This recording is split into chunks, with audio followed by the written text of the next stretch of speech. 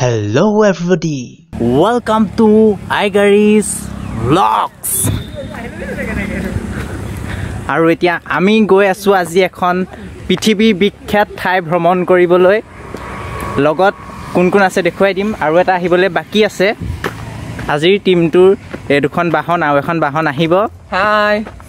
একজনক চিনি পাইছে এজন ভৈৰৱ অংকন আৰু হৈজন আছে নয়নমণি পিংকু এক্সট্ৰাকে আহিছে আজি আৰু এজন আহিব সঞ্জয় আহিব আৰু এতিয়া আমি যাত্ৰা আৰম্ভ কৰো আমি টিয়ক পাৰ হলো আৰু এয়া সঞ্জয় আহিছে লগত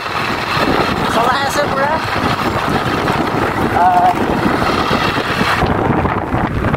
এইখন হৈছে কলেজ আৰু ইয়াতে আমি আহো কলেজ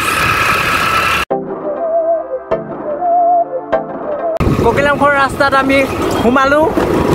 ধূলি গোটেইখন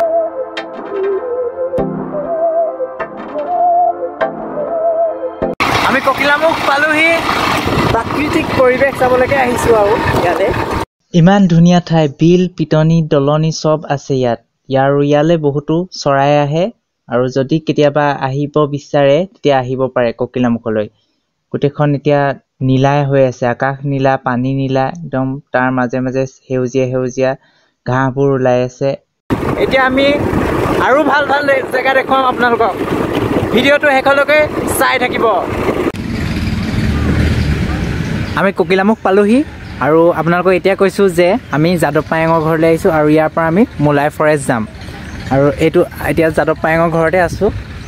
তেওঁৰ ঘৰত এইটো লিখা আছে পদ্মশ্ৰী যাদৱ Payeng Molai the forest man of India Kokilamukh Jorhat Assam চাই ল'ব আৰু কোনোবা যদি আহি পায় বিচাৰে এই শিৱ মূৰ্তিটোৰ ওচৰতে তেওঁৰ ঘৰ তেখেত ঘৰত নাই ফৰেষ্টত আছেগৈ আমিও তালৈকে যাম এতিয়া ঘৰটো অকণমান চাওঁ আহোঁ চব ৰেডি যাবলৈ আমি ইয়ালৈ আকৌ আহিম এতিয়া তাৰ পৰা আহি লওঁ আমি ছয়টাই আহিছোঁ আজি ককিলামুখলৈ চাম ঘূৰিম কি অভিজ্ঞতা পাওঁ আপোনালোকক জনাম হোৱা বগা বালিৰ মাজত নীলা হৈ জিলিকি আছে ব্ৰহ্মপুত্ৰ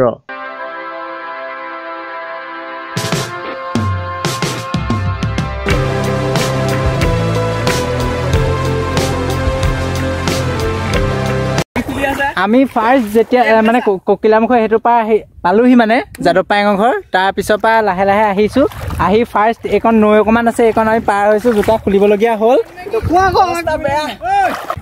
অৱস্থা বেয়া আমি জোতা খুলিলোঁ জোতা খুলি এফালেদি আহিছোঁ পাৰ হৈছোঁ এফালেদি সেই তাহাঁতকেইটা উঠিলেগৈ আৰু আমিও এতিয়া গৈ আছোঁ আৰু ইয়াৰ পিছত আমি নাও ল'ব লাগিব বোলে সেইকেইজন আহা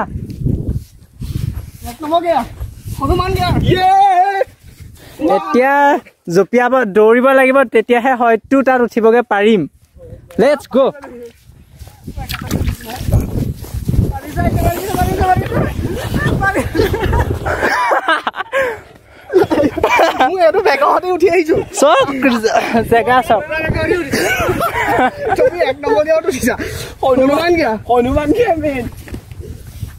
এইফালেহে আছে দেখোন নাও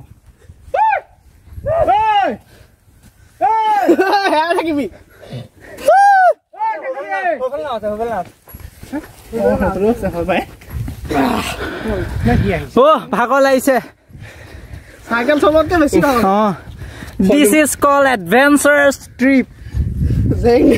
বেছি কলো নেকি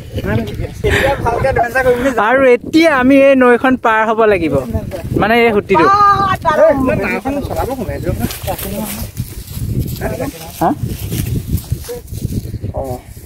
আমি মেচিনাৰেদি পাৰ হ'ম আৰু কেইটকা ল'ব 10 টকাকৈ ল'ব আহোঁতে এবাৰ পাৰ কৰোঁতে 10 টকা আকৌ আনোতে 10 টকাকৈ যদি কোনোবা আহিব বিচাৰে আহিব পাৰে অতি কম খৰচত বহুত ধুনীয়া ঠাই আপোনাৰ নামটো মোৰ নাম মন্টু দাক লগ কৰিব এফালে পাৰ কৰাই দিব 10 টকাত ঐ জোতা থাকি গ'ল আৰু এতিয়া মই জীৱনত প্ৰথমবাৰৰ বাবে মেচিন নাওত উঠিবলৈ গৈ আছোঁ আমি যাবলৈ ওলাইছোঁ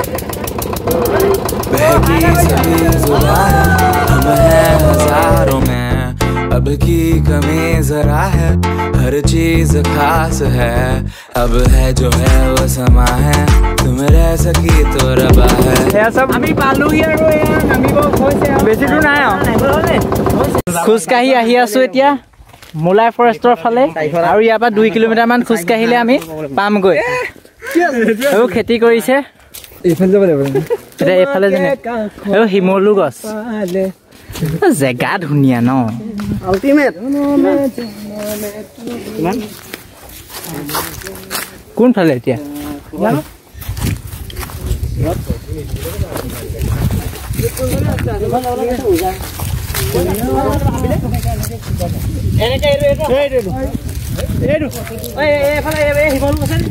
ঠিক আছে হ'ব দিয়ক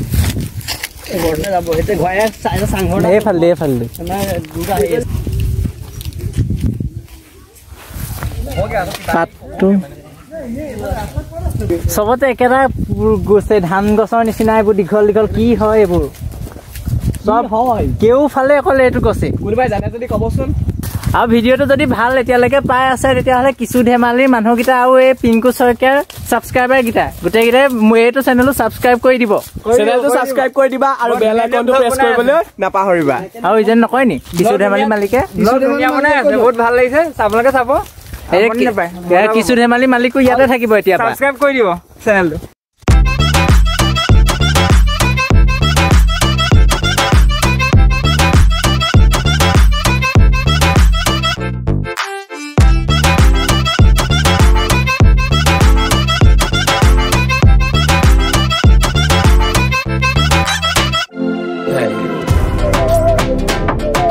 আমাৰ যেটো লাষ্ট ভিডিও আছিল হেতু বেছি এক্সাইটিং আছিল সাইকেল লৈ গৈছিলো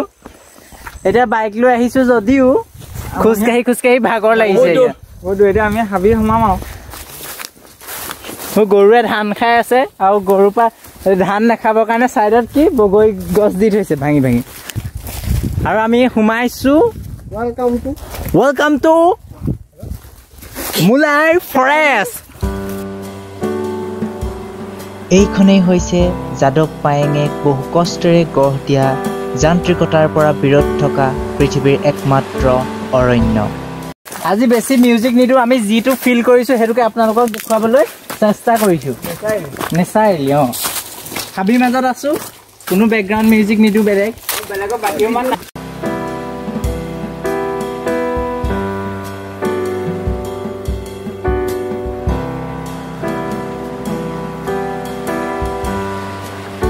হিমলু গছ বহুত আছে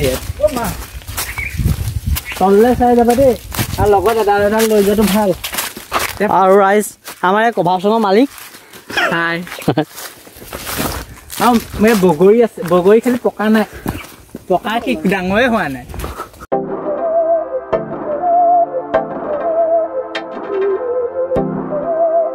দাঁত হাবিৰ মাজে মাজে আহি আছো দাঁত হাবি মানে কি গোটেই সোপা বগৰী গছ এসোপা পিছলে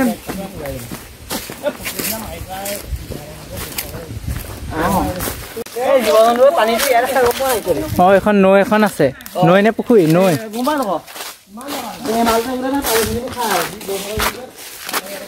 নৈ এখন আছে আৰু আমি এফালে এতিয়া গৈ আছো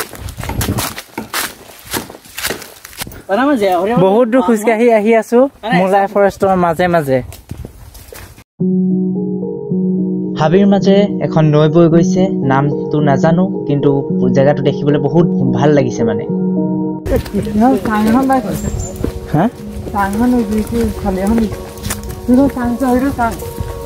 আমি আহি আহি মুলাই ফৰেষ্টৰ একেবাৰে শেষ পালোহি তাত বহা এটা আছে দাদা এজন পালো দাদাজনে খানা বনাই আছে আৰু যাদৱ পায়েং ইয়াৰ পৰা অলপ আগতে গ'লগৈ গতিকে আমি চাওঁ কিমান কি পাৰো দেখুৱাব এই অলপ আগত আছে আৰু এইটো এটা বহা হৈ চাংঘৰ এটা অলপ আগত আছে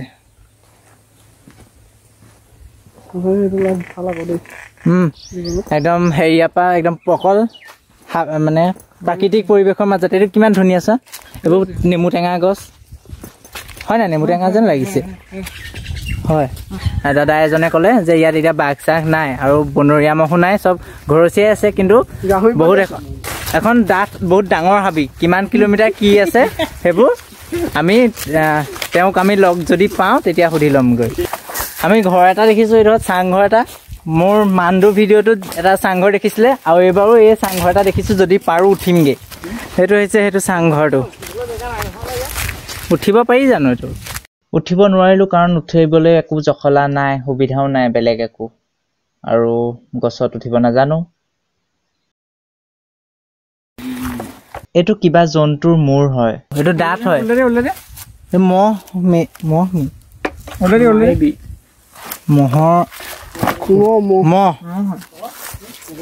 মহৰ মূৰ এইটো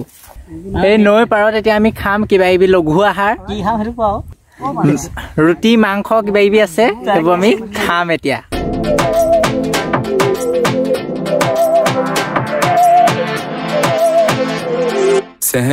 লঘু আহাৰ খাই আমি চব উঠিলোঁ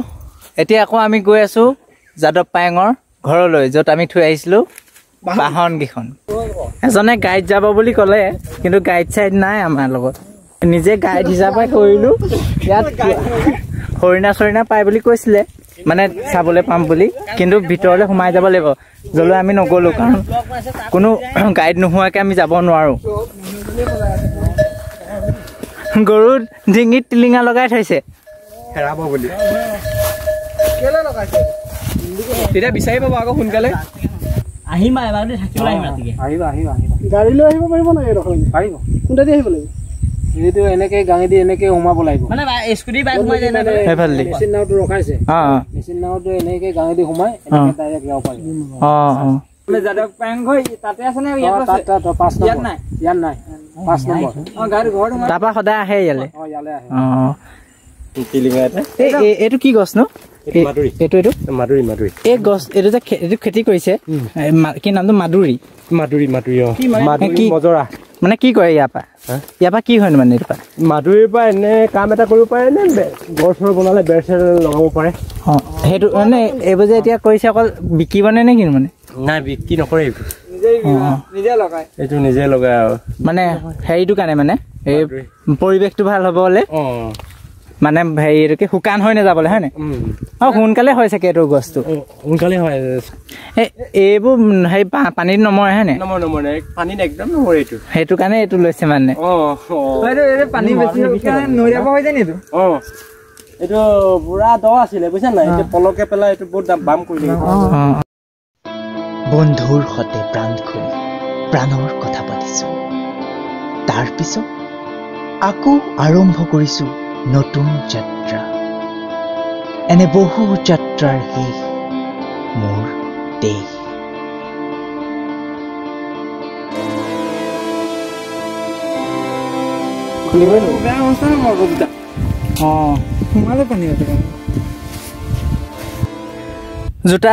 জোতা পিন্ধি জঁপিয়াব নোৱাৰিলোঁ গতিকে জোতা চোতা খুলি দিলোঁ এতিয়া আপোনালোকক পানীয়েদি নামি দেখুৱাম কি ধুনীয়া পানী হা ভাল লাগি গৈছে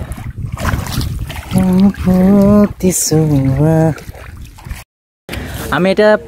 পায়েংদেৱৰ ঘৰ পালোহি আৰু তেওঁ এতিয়া ঘৰতে আছে আৰু আমি এতিয়া তেওঁক লগ কৰিম আৰু তাৰপিছত ঘৰ যাম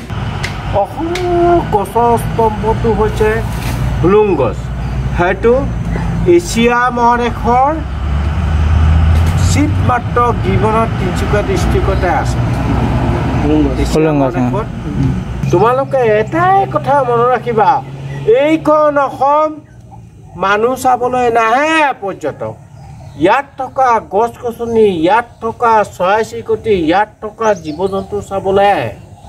কংক্ৰিটৰ ফ্ৰেছ চাবলৈ নাহে এই কথাটো মনে আৰু তেওঁলোকৰ কি হয়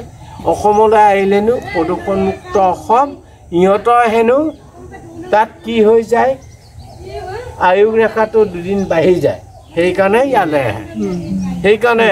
ফৰেনাৰৰ পৰা শিকিবলগীয়া আমাৰ বহুত কৰ্তব্য আছে মই ইমান ধুনীয়া অসমখন আমি সংৰক্ষণ কৰিব নোৱাৰাটো তাতকৈ কিবা দুৰ্ভাগ্যজনক বিষয় আছেনে একো থাকিব নোৱাৰে ব্ৰিটিছে জানিছিল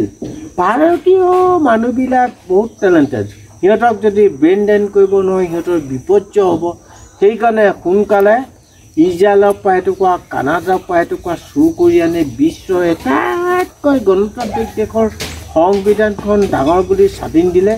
আপোনাৰ ডিঙিটো যদি কাটি দিয়ে সাক্ষী প্ৰমাণ নহ'লে কথাটো বাচি যায় আপুনি মৰি থাকে আৰু সেইদৰে আমি যে এংলো ইণ্ডিয়া ব্ৰিটিছৰ আদা টেষ্ট থাকি গ'ল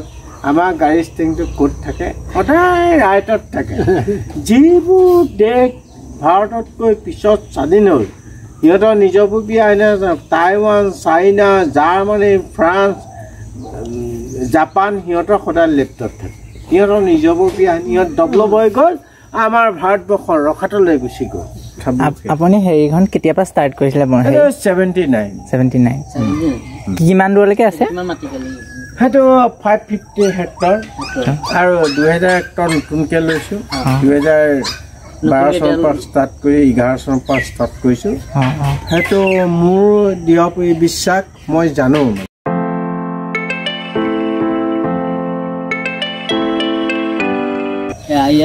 কি আছে জীৱ জন্তু এতিয়া তাতো গড় আহে হাতী আহে তাতো শতাধিক হৰিণ আছে বিভিন্ন প্ৰজাতি